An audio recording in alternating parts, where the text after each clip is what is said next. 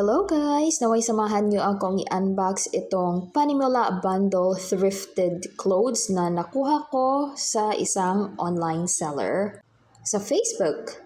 Alamin natin kung worth it nga ba ang bumili ng ukay bale. So dito nga ay nakachat ko na rin si seller sa Messenger. Nagpadala siya or nagpakita siya ng mga sample ng dresses na kanilang binebenta. At syempre, sinabi na rin sa akin ang presyo ng mga ito. Ang pinili ko nga dito ay ang kanilang Panimula Bundle. Kung magugustuhan ko man ang kanilang dresses, ay bibili ulit ako sa kanila. Ito na nga, tapos na tayong mag-unbox, so tignan na natin isa-isa para makita natin kung worth it nga bang bumili dito sa store na to.